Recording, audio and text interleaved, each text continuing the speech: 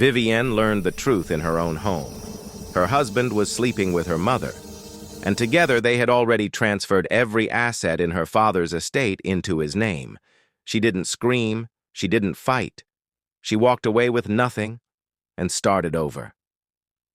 "You always were too trusting, Vivienne." Her mother's voice carried across the marble entryway of the home Vivienne had bought with her own money.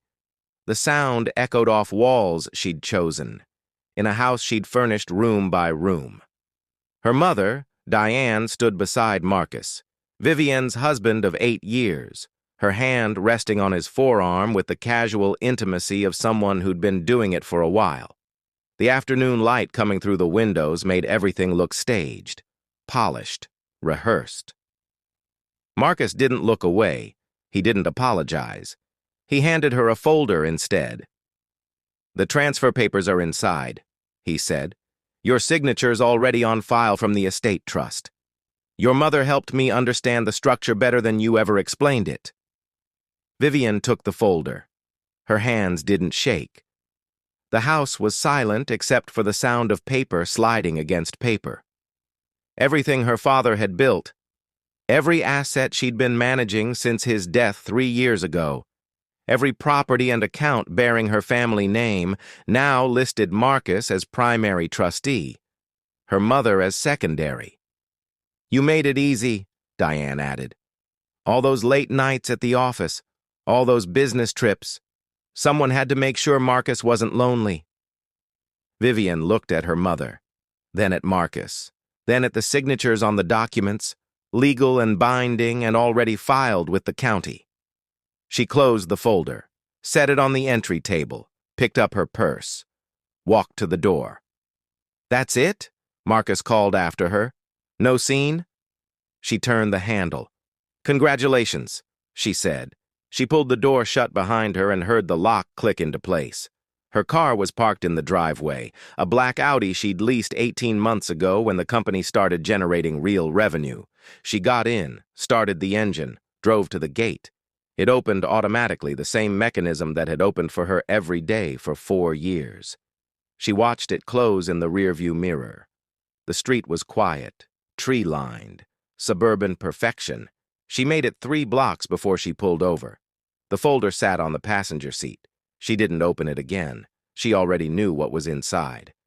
Her phone buzzed. A text from her attorney, Richard, who'd handled the estate setup. "Just saw the filing. Call me immediately." She didn't call.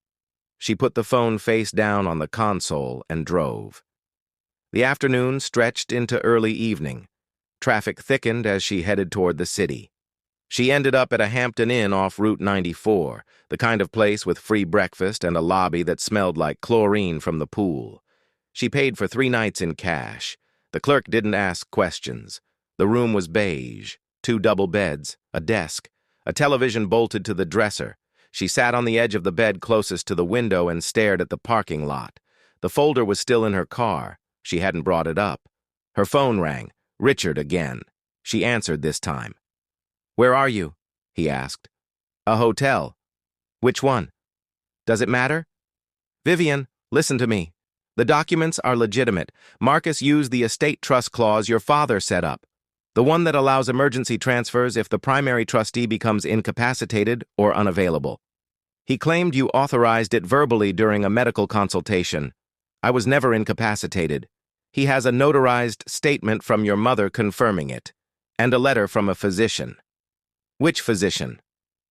"Dr. Andrew Kellerman, internal medicine, based in Evanston." She didn't know anyone named Kellerman. "He forged my medical records." "Probably. But proving that will take months, maybe years. And in the meantime, he controls everything. The accounts, the properties, the business assets. What do I have left?" Richard was quiet for a moment. "Your salary. Whatever's in your personal checking account. Your car, if it's titled in your name only. The lease is in the company name. Then you have your salary." She hung up. The room was dark now. She turned on the lamp by the bed. The light was harsh and yellow. She opened her banking app. Her personal checking account held $11,000. Her savings held another $23,000. The business account, the one that held $6 million in operating capital, showed a new administrator, Marcus Reed. She closed the app, looked at the wall. The paint was textured in that cheap sprayed-on way that hides imperfections. Who would you call if everyone you trusted just took everything? Drop your answer below. The next morning, she drove to the office. Vivian's company, Archway Development, operated out of a converted warehouse in West Loop. She'd signed the lease herself, back when the neighborhood was still rough. Now it was coffee shops and co-working spaces. The building had her name on the lobby directory, 3rd floor. She parked in her usual spot. Rode the elevator up, swiped her key card. The light turned red. She swiped again. Red. A security guard she didn't recognize appeared from around the corner. "Can I help you?" he asked. "I work here." "Name?" "Vivian Harding. I own this company." He checked his tablet. "You're not on the access list anymore." "Since when?" "This morning. New ownership took over last night. I can call up to the office if you want to speak with someone." "Don't bother." She walked back to the elevator, pressed the button. The doors opened immediately, like the building couldn't wait to expel her. She sat in her car and called Lisa, her project manager. Lisa answered on the first ring. "Vivian, what's happening? Marcus showed up this morning with lawyers. He said there was a transfer of control. He's in your office right now going through files." "Did he say anything else?" "Just that there were some personal issues that made the change necessary. He told everyone their jobs were secure. Then he called a meeting for this afternoon." "Who's attending?" "Everyone, the whole team." "Go to that meeting, Lisa. Take notes. Don't quit. I'll call you tonight." She hung up, started the car, drove back to the Hampton Inn. The same clerk was at the desk. He nodded at her. She nodded back. The folder was still in the car. She finally brought it inside, sat at the desk in her room, and read every page. The documents were clean, professional. Every signature matched. Every clause was cited correctly. Her father had built that trust structure to protect the family assets from external threats. He'd never considered the threat might come from inside. The pen on the desk was hotel property, cheap plastic with the logo printed on the side. She picked it up. It was the same weight as the one her father had used to sign the original trust documents. He'd done it in his study, late on a Sunday afternoon. She'd brought him coffee. He'd looked tired, older than his 61 years. The cancer hadn't been diagnosed yet, but his body knew. "This protects you," he'd said, "no matter what happens." She'd trusted that. Trusted him. Trusted the structure he'd built. She set the pen down, opened her laptop, started a new document. At the top, she typed, "Assets." Below that, "Skills." Below that, "Contacts." Under Assets, she wrote, $34,000. Car lease expires in 6 months. Clothes, laptop. Under Skills, she wrote, "Commercial real estate development, contract negotiation, project management, site acquisition, zoning law, construction oversight." Under Contacts, she paused, then wrote, "Everyone who will take Marcus's call instead of mine." She deleted that line, wrote instead, "Everyone who works with outcomes, not relationships." The list was shorter than she wanted, but it was something. Her phone rang. Unknown number. She answered. "Ms. Harding? This is Jennifer Chen from First National Bank. I'm calling about your business line of credit." "What about it?" "We received notification of the ownership change. The new trustee, Marcus Reed, has requested a review of all outstanding credit facilities. We'll need updated financial statements and a meeting with Mr. Reed before we can approve any further draws. The line of credit is secured against company assets. Those assets haven't changed. The ownership structure has changed. Our policy requires review under these circumstances. I'm sorry for any inconvenience." Vivienne looked at the ceiling. Water-stained tiles. "When do you need the review completed?" We've scheduled a meeting for next week. Mr. Reed has already confirmed. Thank you for letting me know. She hung up. Added to her laptop, credit line frozen. Bank relationships tied to Marcus. The afternoon bled into evening. She ordered delivery from a Chinese place down the street, ate fried rice in front of the television, watched the news without processing any of it, slept in her clothes on top of the comforter. The next day she started making calls. The first was to David Moreno, a developer she'd worked with on a mixed-use project in Lincoln Park. They'd met during the permitting phase. He was blunt, practical, and had no connection to Marcus. "Vivian," he said when he answered, "I heard about the separation. I'm sorry. It's more than a separation." I figured. "What do you need?" "Work, consulting, project management, anything that pays." "What's your rate?" She hadn't thought about it. $200 an hour. That's under market for what you do. I need cash flow, not prestige. I've got a site analysis project in Pilsen. Small industrial conversion. Owner's local, paranoid about outside firms. It's maybe 40 hours of work, pays 25 flat.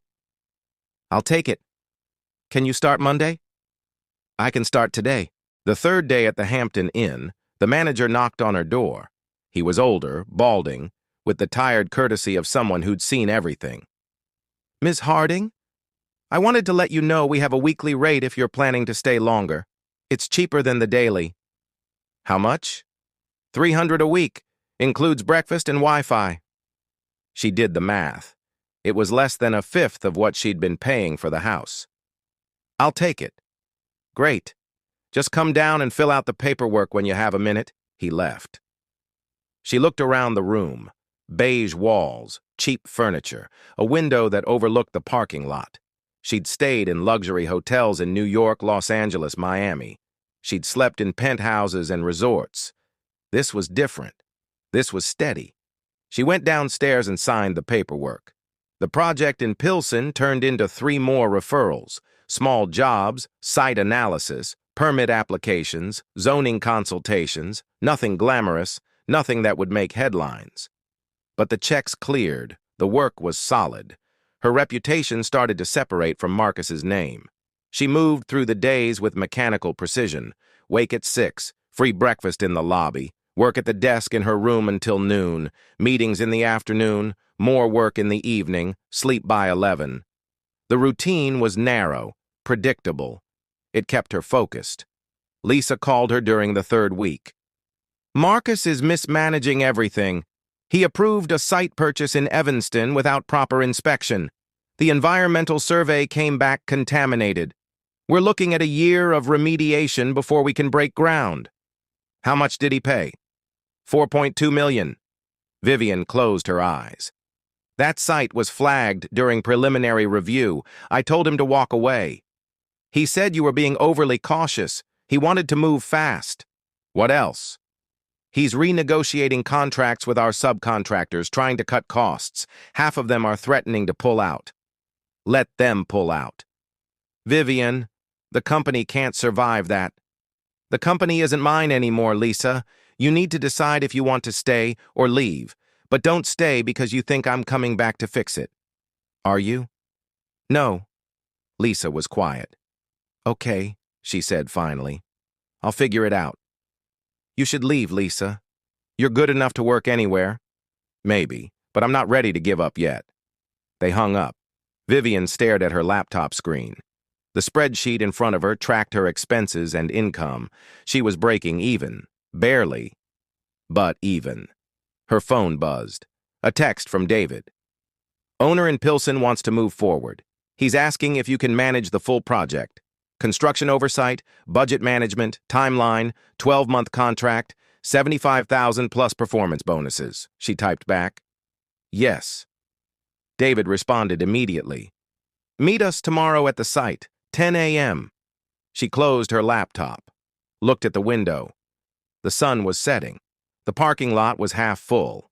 Her car sat in the same spot she'd parked it that morning. Everything she owned fit inside that car and this room.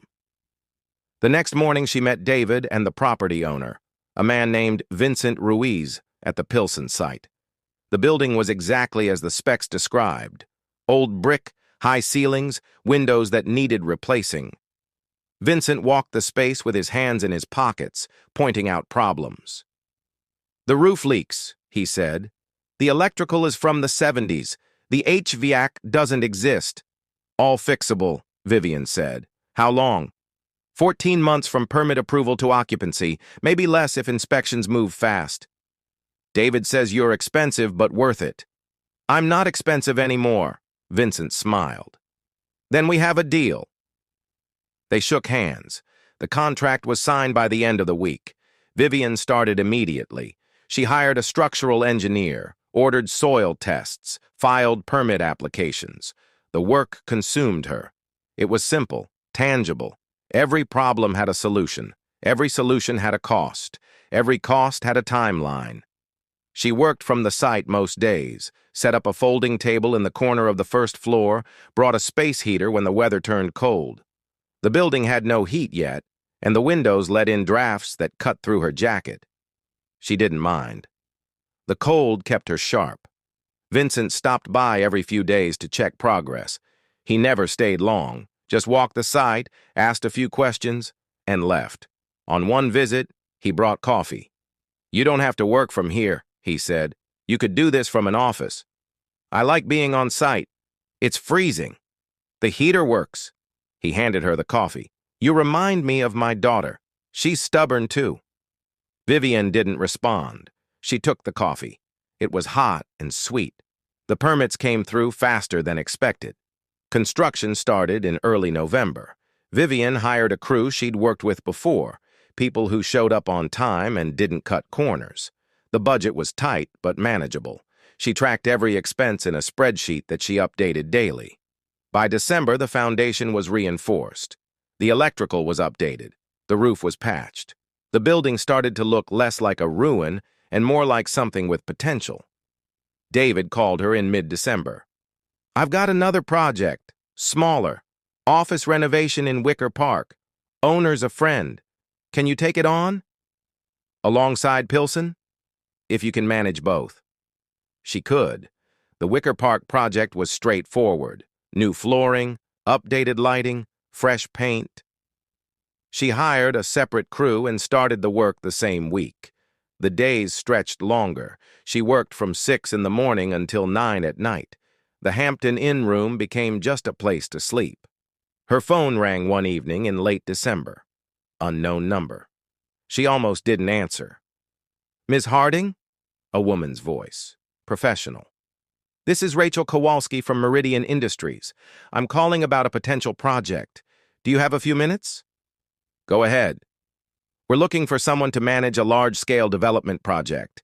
Mixed use, residential and commercial, multiple phases. The scope is significant. A colleague mentioned your name." "Who?" "David Moreno. He said you were the best project manager he'd worked with." Vivian sat up. "What's the timeline?" "We're in the early planning stages. We'd need someone to start with feasibility and site selection. If that phase goes well, the project could extend several years." "What's the budget?" "The total project is valued at just over $1 billion. Vivian didn't speak. The number hung in the air. "Miss Harding?" "I'm here. We'd like to meet with you next week. Discuss the scope in detail. Would you be available?" "Yes." "Great. I'll send over the details. We're looking forward to speaking with you." The call ended. Vivian set the phone down, stared at the wall. $1 billion, the kind of project that defined careers, the kind of opportunity that came once, maybe twice in a lifetime. She opened her laptop, started researching Meridian Industries. They were a private equity firm based in Chicago. Portfolio focused on urban development. Track record of large-scale projects in Detroit, Cleveland, Indianapolis. Reputation for aggressive timelines and high standards. The email from Rachel arrived an hour later. Meeting scheduled for January 3rd. Location: Meridian's offices in the Loop. Attendees: Rachel Kowalski, 2 senior partners, and the project finance lead. Vivian read the email 3 times, then she started preparing. She pulled every comparable project she could find, analyzed budgets, studied zoning laws in 3 counties, built financial models, drafted preliminary site criteria. She worked through Christmas and New Year's. The hotel lobby had decorations. She didn't notice. The meeting was scheduled for 10 a.m. She arrived at 9:30. Meridian's offices occupied the top 3 floors of a building on Wacker Drive. Glass walls, city views, the kind of place that announced money before anyone spoke. The receptionist directed her to a conference room. Rachel Kowalski was already there, mid-40s, sharp suit, handshake that was firm without trying to prove anything. "Vivian, thanks for coming in." "Of course." 2 men entered. Rachel introduced them as Stephen Pack and Gregory Linden, senior partners. They sat. Rachel opened a folder. "We've done our research on you," Rachel said. "Your work at Archway Development was impressive. Consistent profitability, projects delivered on time, minimal cost overruns. That company isn't mine anymore. We know. We also know why. And we know what you've been doing since. David Moreno speaks highly of you. So does Vincent Ruiz." Gregory leaned forward. "We're not interested in your personal situation. We're interested in your ability to deliver results. This project is complicated, high stakes, multiple stakeholders. We need someone who can manage complexity without drama. I can do that." "The first phase is site selection and feasibility," Rachel said. "We have 3 potential locations, all in Cook County. We need a full analysis: zoning, environmental, financial projections, infrastructure requirements, timeline estimates. You'd have 6 weeks. What's the budget for this phase?" $200,000. That covers your fee and any consultants you need to bring in. Vivian didn't hesitate. "I'll do it." Stephen smiled. "You don't want to negotiate?" "You're offering fair market rate for the scope. Negotiating wastes time." "We like that," Gregory said. "We'll have contracts drawn up by end of week." They shook hands. Vivienne left the building and walked back to her car. The sky was bright, cold. The city stretched out in every direction. She sat in the driver's seat and let herself feel it. Not relief, not celebration, just the quiet certainty that the door had opened. She called David. "You got the meeting," he said. "I got the contract." "Vivian, that's incredible. Thank you for the referral." "You earned it. I just made the introduction." She hung up, drove back to the Hampton Inn, packed her laptop, went to the Pilsen site. The crew was working on the 3rd floor. The sound of drills and hammering echoed through the building. She set up her table, opened her laptop, started building the framework for the Meridian feasibility study. The work took over. She hired a zoning consultant, an environmental engineer, and a financial analyst. They met twice a week to review findings. She coordinated site visits, compiled data, ran projections. The 3 locations Meridian provided were in Schaumburg, Naperville, and Joliet. Each had advantages, each had problems. Schaumburg had infrastructure but expensive land acquisition costs. Naperville had better zoning but limited transportation access. Joliet had low costs but environmental concerns. She built models for each scenario, calculated ROI, projected timelines, identified risk factors. By the end of January, she had a 200-page report, detailed, comprehensive, defensible. The presentation was scheduled for February 7th. Same conference room, same people. She walked them through every finding, showed the numbers, explained the trade-offs. At the end, she made her recommendation: Naperville. The transportation issue could be solved with infrastructure investment. The zoning was clean. The community support was strong. Gregory looked at Stephen. Stephen looked at Rachel. "We were leaning toward Schaumburg," Gregory said. "Schaumburg is safer," Vivian said, "but Naperville has better long-term value. The infrastructure investment pays for itself within 7 years. After that, you're operating at a significant advantage." "What's the risk?" Stephen asked. "Political. You'll need community buy-in for the infrastructure. That means meetings, transparency, giving residents a stake in the outcome. Can you manage that? Yes. Rachel closed the folder. We'd like to move forward. Full project management. All phases. 3-year contract with performance incentives. Base compensation is $600,000 annually. Vivian kept her face neutral. What are the incentives tied to? Project milestones, on-time delivery, budget adherence, occupancy rates. I want approval authority on all major subcontracts. Agreed. And I want a seat in budget meetings. No decisions made without my review. Gregory smiled. You don't negotiate your fee, but you negotiate control. Control matters more than money. We'll have updated contracts ready by next week. They shook hands again. Vivian walked out of the building with a 3-year contract and the largest project of her career. She didn't call anyone, didn't celebrate.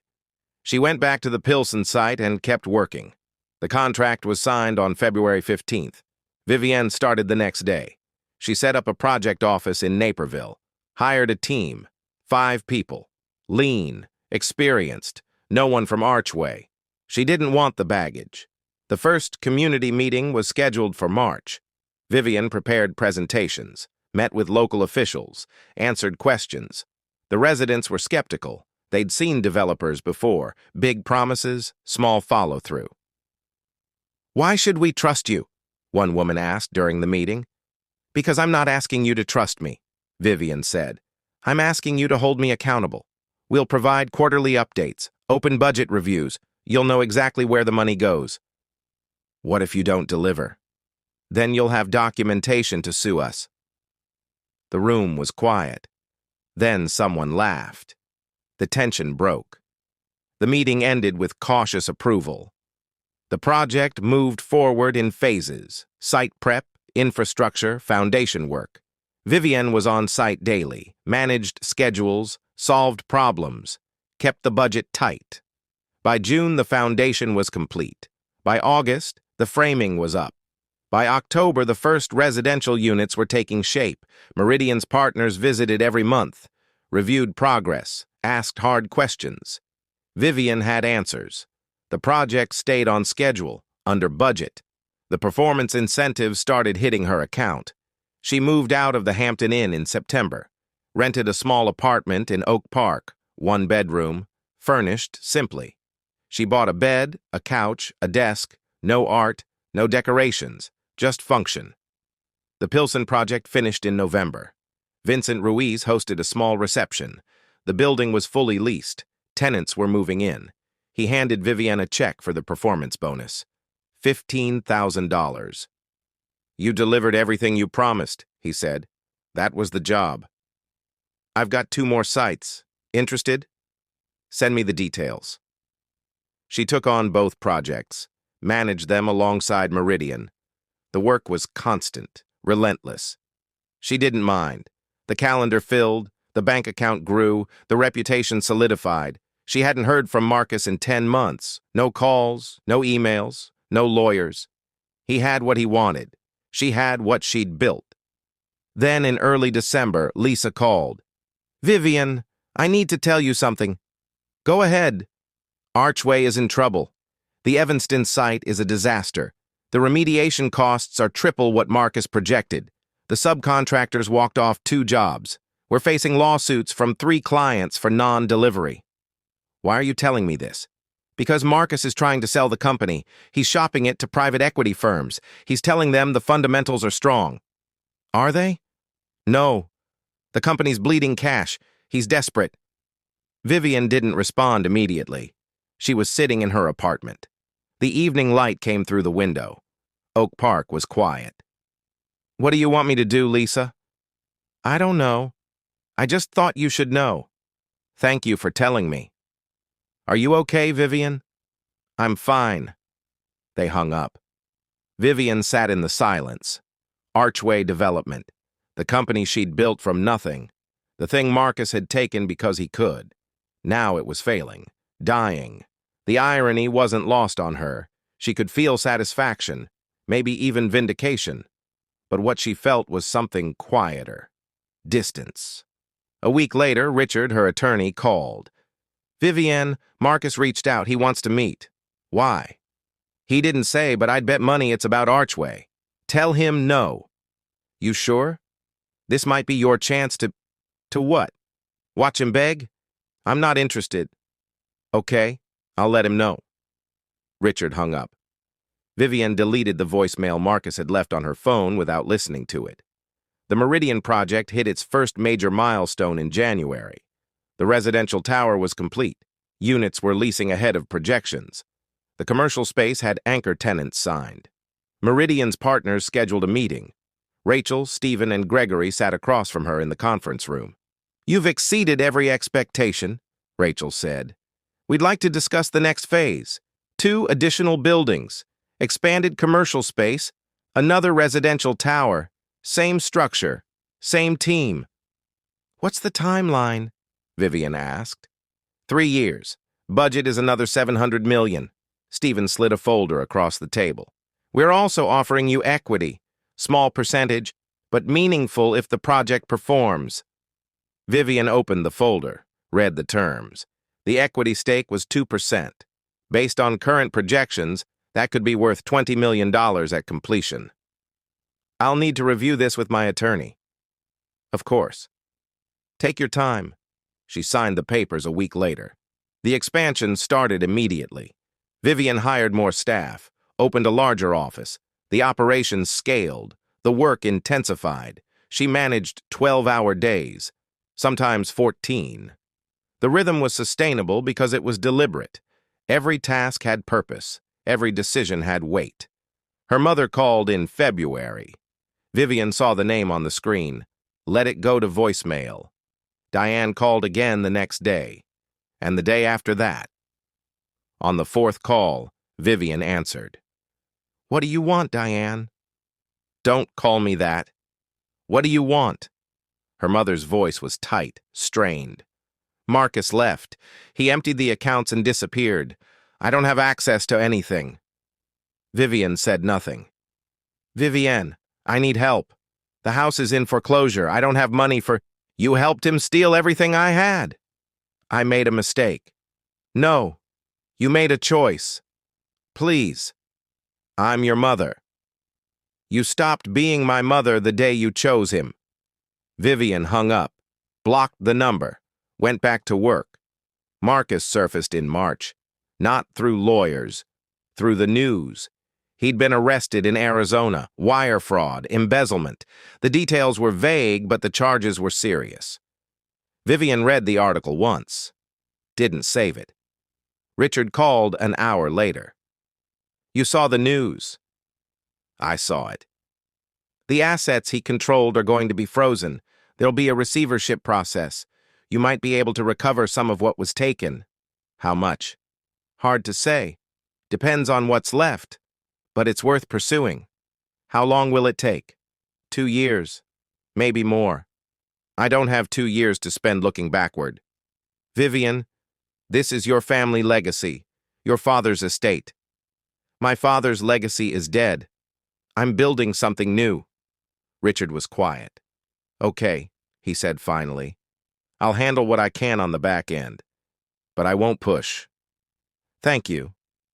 She hung up, stared at her computer screen. The Meridian project plan was open. Timelines, milestones, deliverables, everything moving forward. The second residential tower broke ground in April. The commercial expansion started in June. Vivienne managed every phase.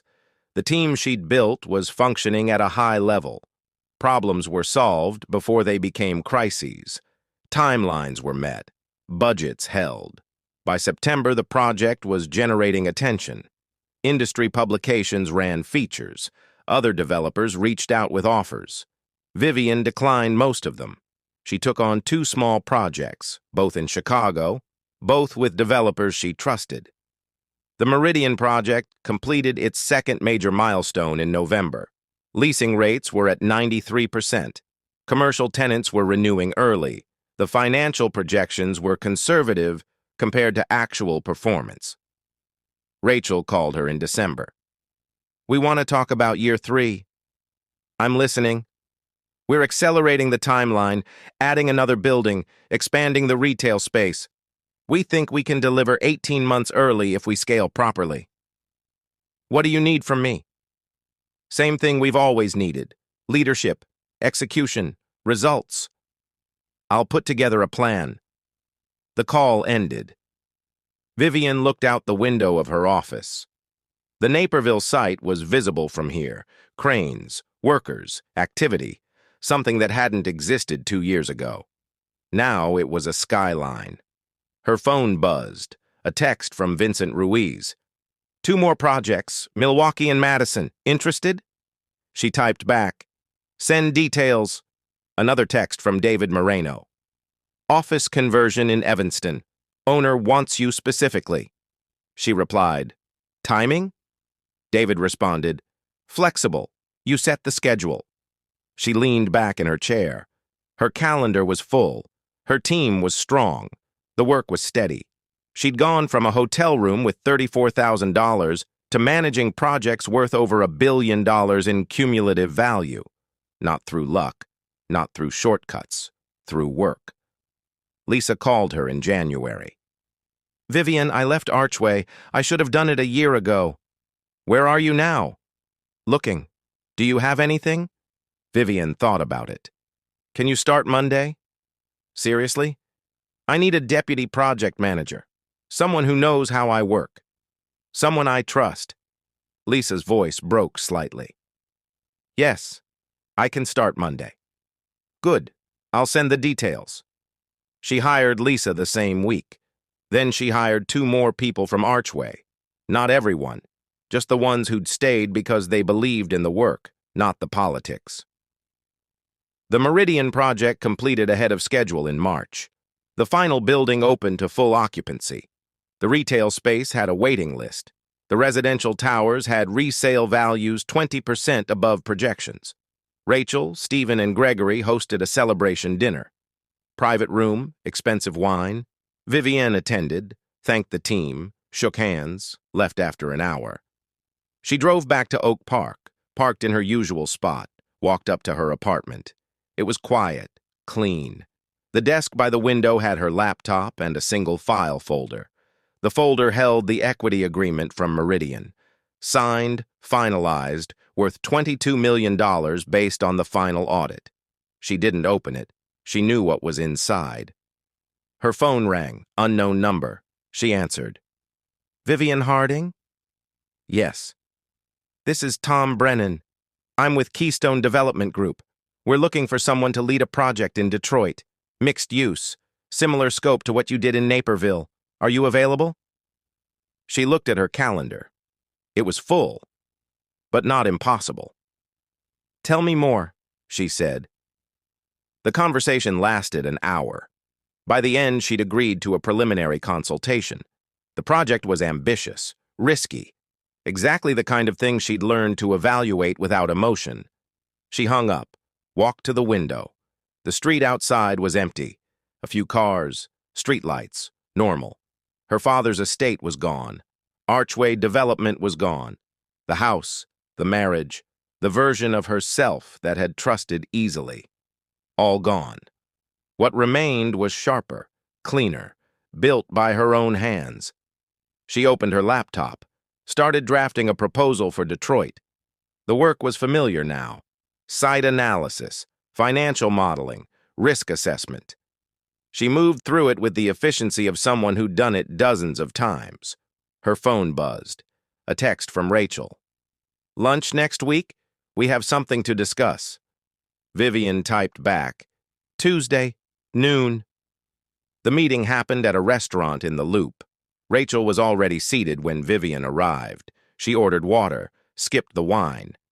We're starting a new fund, Rachel said after the food arrived, focused exclusively on large-scale urban development. We want you as a partner. Vivian set down her fork. A partner. Full equity, profit sharing, decision-making authority on project selection. We provide the capital, you provide the execution. What's the investment requirement? None. We're offering you the position based on what you've delivered. We need someone who understands the work at ground level. Someone who won't approve projects that look good on paper but fail in reality. How many projects? We're targeting 4 over the next 5 years. Total value around $3 billion. Vivienne was quiet. $3 billion in project value. Partnership in a private equity fund, the kind of position that came with offices and assistants and board meetings. I'll need to think about it. Of course, take your time. They finished lunch, talked about the Naperville project, the lessons learned, the mistakes avoided. Rachel didn't push, didn't oversell, just presented the facts and let Vivienne process. She drove back to Oak Park, sat in her apartment, opened her laptop and stared at the screen. Partner. The word felt heavy, not in a bad way, just significant. She called Richard. "I need you to review something," she said. "What is it?" "A partnership agreement, private equity fund, urban development focus." "Send it over, I'll take a look." The documents arrived the next day. Richard called her that evening. "This is legitimate," he said. "Very favorable terms, no hidden traps. They're offering you real authority." "What's the downside?" "You'll be tied to their capital. If they make bad decisions at the fund level, it affects you, and you'll have less flexibility to take on independent projects." "Can I negotiate that?" "Probably. They clearly want you. Use that leverage." She called Rachel the next morning. "I'm interested," Vivienne said, "but I need 2 modifications. First, I want autonomy on project selection within my portfolio. You provide capital recommendations, but final approval is mine. Second, I want the ability to take on independent consulting work as long as it doesn't conflict with fund projects." Rachel didn't hesitate. "We can agree to both. I'll have updated documents drafted." "Good. Welcome to the team, Vivienne." The partnership was finalized in April. Vivienne's title was Managing Partner, Development Operations. She kept her office in Oak Park, hired an executive assistant, built out a team of 12. The structure was lean but powerful. The first fund project was in Columbus, mixed use, $800 million budget. She traveled to Ohio twice a month, managed the development process, hired local teams, built relationships with city officials. The Detroit project moved forward simultaneously, smaller, $400 million, but complex. The city had infrastructure challenges, permitting delays, community concerns. She spent 3 days a week on site, worked with neighborhood groups, addressed complaints, made adjustments. The work was consuming, but it was controlled. She'd learned to manage scale without losing precision. Every project had the same foundation: clear goals, realistic timelines, honest communication. Her mother tried calling again in June. The number was different, but Vivienne recognized the area code. She didn't answer, didn't block it, just let it ring. Diane left a voicemail. Vivienne listened to it once. "Vivienne, I know you don't want to talk to me. I understand. But I need you to know I'm sorry. I made terrible choices. I hurt you. I can't take that back. I just want you to know I see that now." The voicemail ended. Vivienne deleted it, went back to work. Marcus's trial was scheduled for August. Richard called to let her know. "Do you want to attend?" he asked. "No. The prosecutor might want you to testify. You were directly impacted by the fraud." "Tell them I'll submit a written statement. I'm not sitting in a courtroom." Understood. The trial lasted 3 weeks. Marcus was convicted on 4 counts, sentenced to 8 years. The news ran a brief story. Vivienne didn't read past the headline. The receivership process for the estate assets began in September. Richard managed it. Vivienne signed documents when required. Didn't ask for updates. By November, a portion of the assets had been recovered. Not everything, but enough. Richard called her in December. "The receivership is releasing funds. You're entitled to about $4 million. It's a fraction of what was taken, but it's something. Put it in a trust. I don't want to touch it." "What kind of trust?" "Scholarships, business grants. Something that helps people who lost everything rebuild. You're sure? I'm sure. The trust was established in January, named after her father, James Harding Rebuilding Fund. It provided grants to small business owners recovering from financial disasters. No strings, just capital and support. The first grants went out in March. 20 recipients, $50,000 each. Vivian didn't attend the announcement, didn't want her name attached publicly. She read the recipient stories in a report Richard sent. A restaurant owner who'd lost everything in a fire, a contractor whose partner had embezzled funds, a woman whose ex-husband had destroyed her credit, people who'd been where she was, starting over. The Columbus project completed in June, full occupancy within 2 months. The returns exceeded projections. Meridian's fund posted a 38% ROI on the project. Vivian's share was just over $10 million. She didn't change her lifestyle. Same apartment, same car, though she'd bought it this time instead of leasing. Same routine. The money sat in accounts she barely looked at. Lisa stopped by her office one afternoon in July, sat down without being asked. "You're different," Lisa said. "How?" "Quieter, more focused. I don't know. You seem like you're exactly where you're supposed to be." Vivian didn't respond immediately. She looked at the project board on her wall. Columbus, Detroit, 2 new projects in Nashville and Charlotte. Each one represented hundreds of jobs, thousands of residents, spaces where people would live and work and build their lives. "I'm just doing the work," she said. "No, you're doing more than that. You're building something that lasts." Lisa left. Vivian turned back to her laptop. She had a budget meeting in an hour. After that, a site call with the Nashville team. The calendar was full. It always was. Her phone rang. Vincent Ruiz. "Vivienne, I'm retiring." "Congratulations." "I'm selling my properties, all of them. I wanted to give you first option on 2. The buildings you managed for me. Pilsen and the other sites. They're profitable, stable, good tenants." "What are you asking?" $12 million for both. That's below market. You know what they're worth?" She did. They were worth at least 16, probably 18. "I'll buy them." "Just like that?" "You gave me work when I had nothing. This is fair." Vincent laughed. "You would have made it with or without me." "Maybe, but you helped." The sale closed in August. Vivian now owned 4 properties, managed $3 billion in active projects, employed over 100 people directly, impacted thousands more indirectly. She turned 40 in September, spent the day on a site in Charlotte, reviewed foundation work, met with the structural engineer, grabbed dinner alone at a diner near the hotel. The waitress brought her a piece of pie she didn't order. "On the house," the waitress said. "You look like you could use something sweet." Vivian ate the pie, drove back to the hotel, called Lisa. "Happy birthday," Lisa said. "How did you know?" "I checked your file when you hired me. Are you doing anything?" "I'm in Charlotte, working." "Of course you are." They talked for a few minutes. Nothing important, just conversation. When they hung up, Vivian sat on the edge of the hotel bed and looked at her phone. No messages from her mother, no calls from Marcus, no contact from anyone connected to the life she'd lost. She didn't feel sad about that. Didn't feel relieved either. Just neutral. She opened her laptop, checked the project schedules. Everything was on track. She closed the laptop, turned off the lights, slept. The Detroit project completed in November.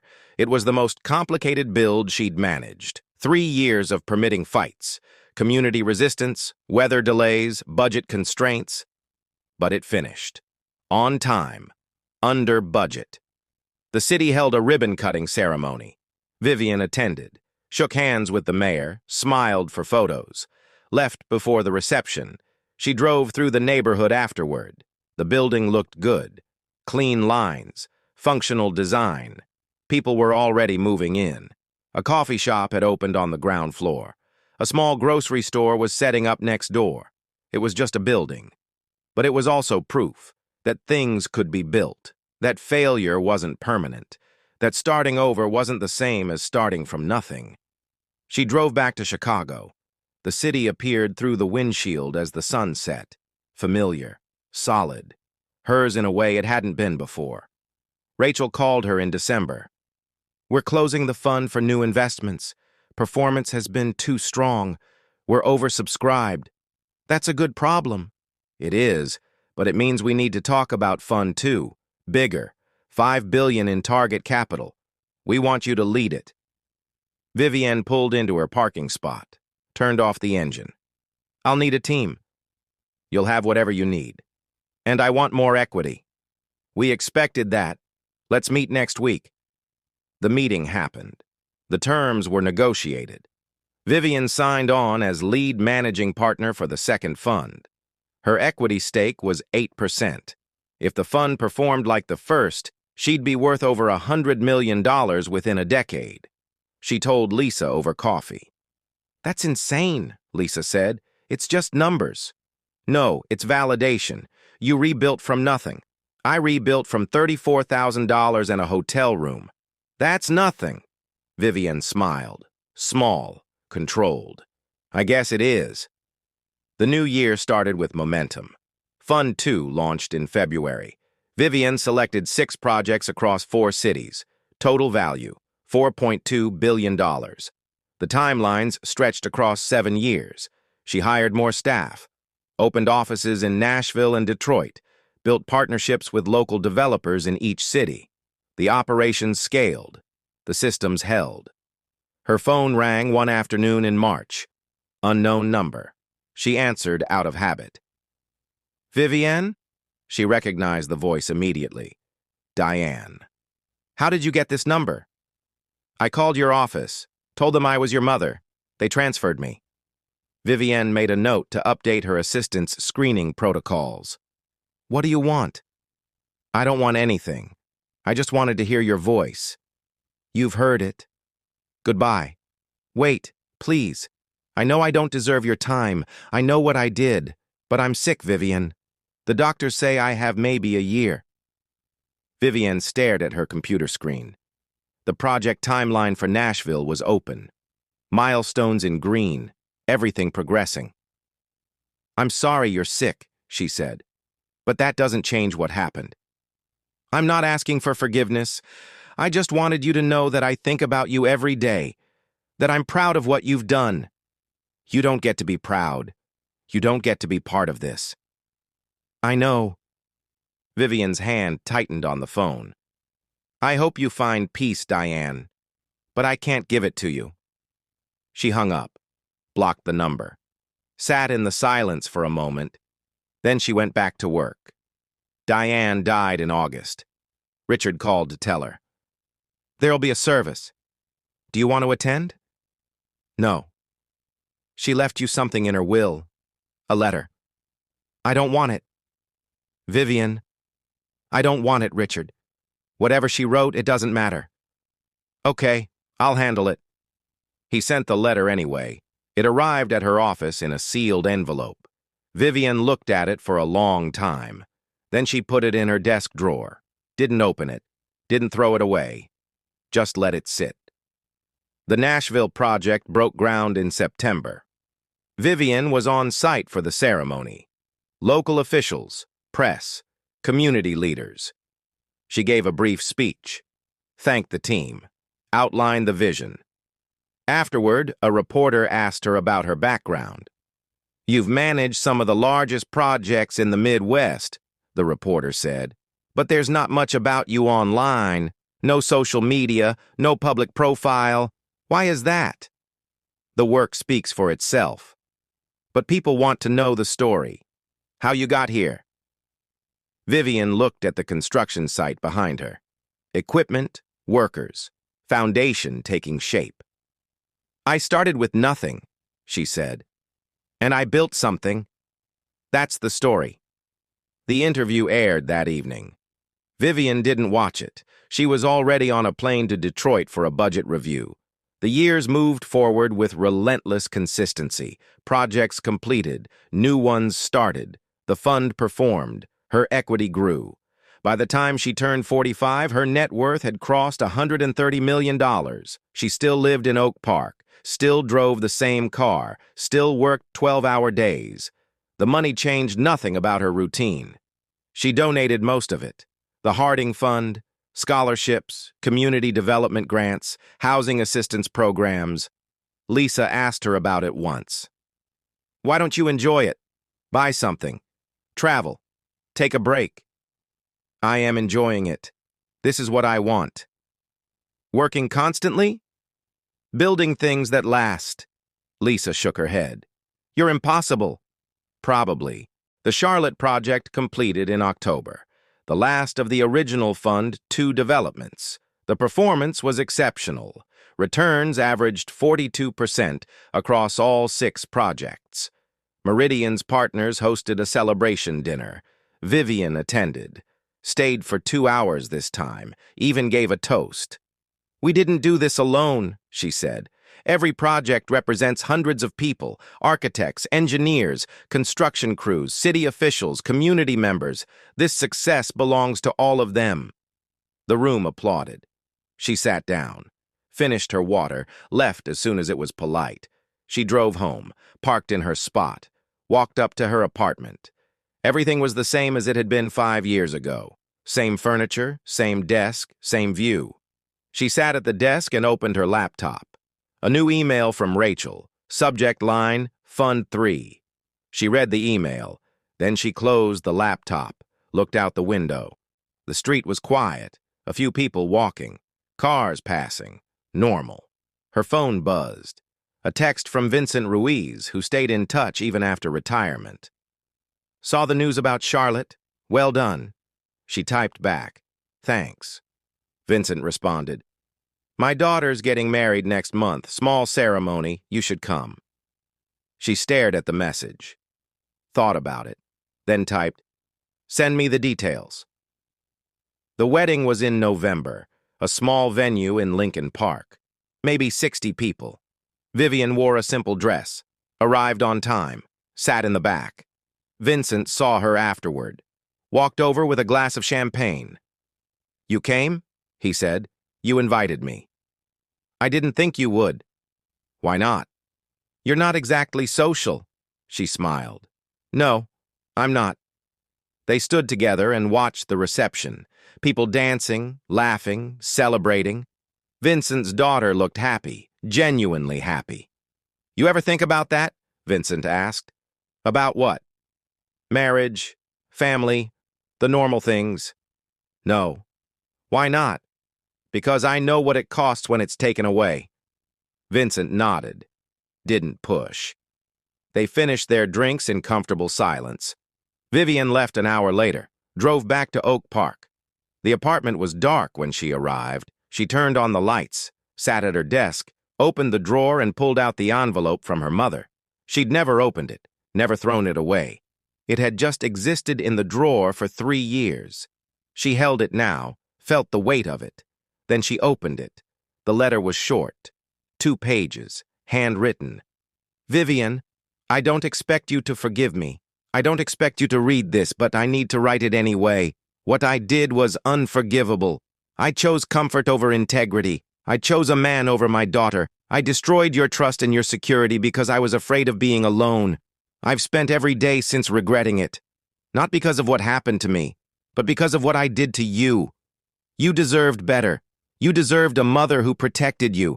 Instead, you got someone who betrayed you at your lowest point. I watch what you've built. I read about your projects. I'm not part of your life, but I see the evidence of who you are. And I'm sorry I couldn't be the person you needed when it mattered most. I hope you find peace. I hope you find happiness. You've earned both. Love, Mom." Vivian read it twice. Then she folded it, put it back in the envelope, set it on the desk. She didn't cry, didn't feel anger, just a quiet acknowledgement that some things couldn't be fixed. Some betrayals were permanent, and that was okay. She opened her laptop, started reviewing the proposal for Fund 3. 6 projects, 5 cities. Total value, $7 billion. The scope was massive, the timeline was ambitious, the work would consume the next decade. She made notes, highlighted risks, built preliminary budgets. By the time she finished, it was past midnight. She closed the laptop, turned off the lights, went to bed. The next morning, she called Rachel. "I'm in for Fund 3. "I knew you would be. But I want to add something, a requirement for every project." "What kind of requirement?" "Community investment. 10% of net profits from each development goes into a local fund. Education, small business grants, housing assistance, whatever that community needs most." Rachel was quiet for a moment. "That'll cut into returns. By less than 5%. And it'll build goodwill that protects the projects long term. It's good business. I'll talk to the partners." The partners agreed. Fund 3 launched with the community investment clause built into every contract. Vivian managed the structure, made sure the money went where it was supposed to, checked outcomes, held people accountable. The fund's first project broke ground in February. Cleveland, mixed use, $900 million. Vivian hired locally whenever possible, paid above market rate, created apprenticeship programs for young people from the neighborhood. The local news ran a story. Developer puts community first. They interviewed residents, showed the construction site, mentioned Vivian's name. She didn't do press for it, didn't need to. The work was the statement. By the time she turned 50, Vivian had managed projects totaling over $12 billion. She employed 300 people directly, had created thousands of jobs indirectly. Her personal net worth had crossed $200 million, most of which she'd given away. She still lived in Oak Park, still worked constantly, still showed up on time and delivered on promises. Lisa retired that year, threw a party, invited the whole team. Vivian attended, gave a speech. "Lisa taught me that loyalty isn't blind," she said. "It's earned." She stayed with a failing company because she believed in the work. Then she had the courage to leave when it was right. That's integrity. That's what we all should aspire to. Lisa hugged her afterward. "Thank you for giving me a second chance. You earned it." Vivian left the party early, drove home, sat at her desk and looked at her calendar. The next 5 years were already mapped out. Projects in 7 cities, budgets in the billions, timelines that stretched to her mid-50s. She opened a blank document, started writing. Not a plan, not a strategy, just thoughts. "I was betrayed by the people I trusted most. I lost everything I'd built. I started over in a hotel room with $34,000 and no clear path forward. I could have stayed angry, could have spent years fighting to reclaim what was taken. But I chose to build something new instead, something that couldn't be stolen because it was earned through work, not given through trust. The revenge wasn't loud, it wasn't dramatic, it was just competence, consistency, results. The people who destroyed my life are gone now, forgotten, and I'm still here, still building, still proving that the only power that lasts is the power you create yourself." She read it once, then deleted it, closed the laptop. The next morning, she was back on a plane to Cleveland. Site inspection, budget meeting, progress review. The routine was familiar, grounding. A younger project manager named Sarah approached her during lunch. "Can I ask you something?" Sarah said. "Go ahead." "How do you do it? Manage this much without burning out?" Vivian looked at the construction site through the window. Cranes moving, workers building, progress happening in real time. "You find something that matters more than comfort," she said, "and you don't stop." Sarah nodded. "What if you lose everything? What if it all falls apart?" Vivian turned to face her. "Then you start over, and you build something better." The conversation ended. Vivian went back to work. The afternoon was full. Meetings, decisions, problems solved. By evening, the project was back on schedule. She flew home that night, landed in Chicago just before midnight. The city lights stretched out below the plane, infinite, constant.